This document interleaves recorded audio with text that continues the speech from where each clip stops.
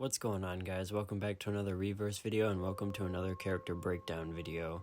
Today we're going to be looking at one of my favorite go-to characters in Resident Evil Reverse, Hunk. He joins the fray from Resident Evil 2, an operative in the Umbrella Security Services. He is known by the Grim Reaper. He's the fourth survivor in the Raccoon City incident, equipped with fully loaded handguns and submachine guns. His Assassinate skill deals massive damage to nearby opponents. Additionally, his active cloaking skill renders him invincible, while Assassinate deals extra damage. Also, if you take out an opponent, you'll extend active cloaking's effect time.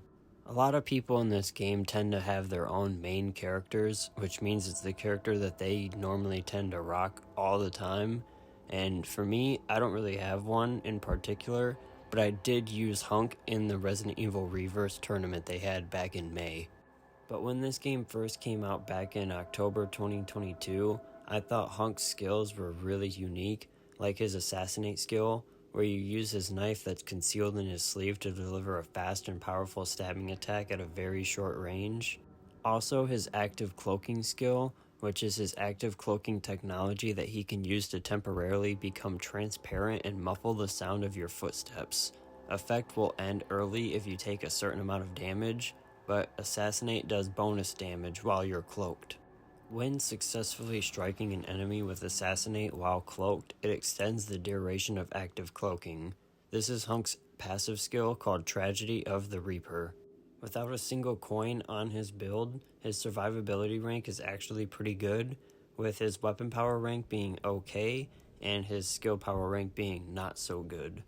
When trying to find the best build for all these characters in Resident Evil Reverse, I always try to look at those three power ranks and make sure that they're all ranked up as high as possible, or all three individually have a pretty high rank themselves.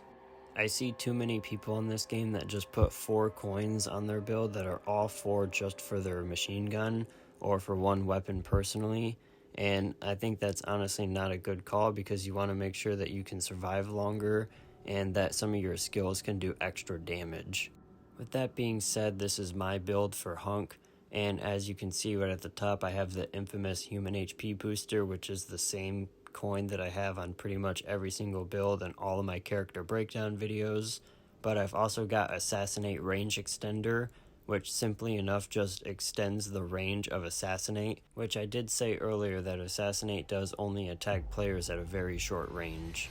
Therefore, Assassinate range extender helps me perform Assassinate at a very much farther range, especially when upgraded to level 3.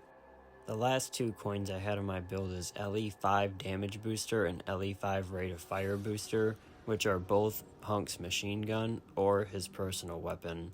I've said this before in some of my other character breakdown videos, but the LE5 rate of fire booster is a must-have for me because it helps me shoot my machine gun much faster than it normally would. Also, the LE5 damage booster helps me a lot because it makes the machine gun much stronger. His handgun is called the MUP. It's a standard weapon, and I personally think it's one of the best standard weapons in this game. Also, the MUP handgun is the same handgun you can see Hunk using in Resident Evil 2 Remake, and also, coincidentally enough, it also features in Resident Evil 3 Remake as well.